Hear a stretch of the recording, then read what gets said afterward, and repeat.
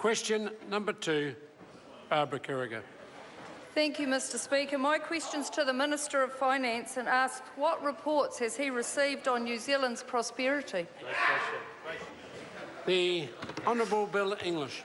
Mr Speaker, last week the Legatum Institute in the UK released its 2016 Prosperity Index, measuring 149 countries and rated New Zealand #1. Among the sub-indices, New Zealand rated first in the world for social capital, first for economic quality, second for its business environment, second for governance and third for personal freedom. Supplementary. Supplementary question, Barbara Kuriger. Thank you, Mr Speaker. How is New Zealand's social capital supporting higher prosperity in New Zealand? The Honourable Bill English. Well, Mr Speaker, we have to keep in mind that all these so-called well-being measures have a degree of subjective judgment about them. In this report, the Social Capital Index measures a country's strength of social networks, social norms and civic participation. For instance, in this case, they ask New Zealanders if they have family or friends who they can rely on in times of need, and 99% of New Zealanders say they do, one of the highest proportions in the developed world. Supplementary question, David Seymour. Does the Minister agree with the report's attribution of New Zealand's prosperity to, quote, free markets and free people? The Honourable Bill English. Mr Speaker, yes, I do, because it's certainly this government's view that when people take responsibility for themselves, their families and communities, and they have the opportunity to participate in a market economy, the results are that they can realise their aspirations. Order.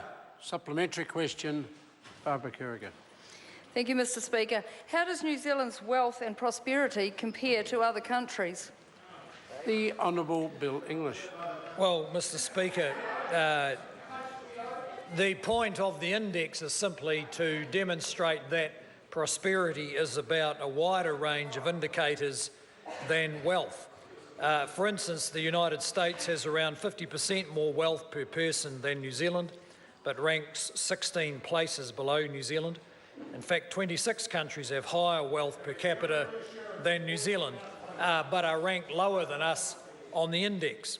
Of course, we can't be at all complacent about this kind of rating because for many New Zealanders, they still want better opportunities to realise their aspirations. Supplementary question, Barbara Kuriger. Thank you. What are some of the other factors supporting New Zealand's prosperity? The Honourable Bill English. Well, Mr Speaker, the common link among those countries that are rated higher tend to be free markets, lower non-tariff trade barriers, more competitive regulation, a more flexible labour market. For instance, over the last 6 years on this index, Australia and New Zealand have been moving in opposite directions, with New Zealand tending to rise and Australia tending to drop back a bit.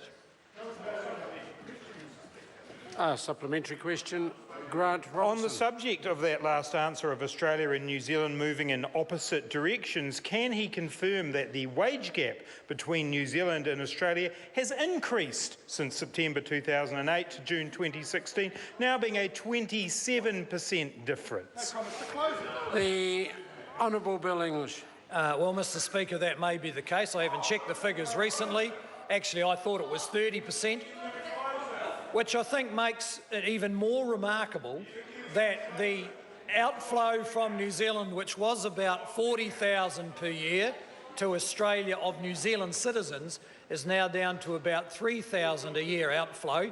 There must be some reason why Kiwis are deciding to stay here when wages on average in Australia are significantly higher.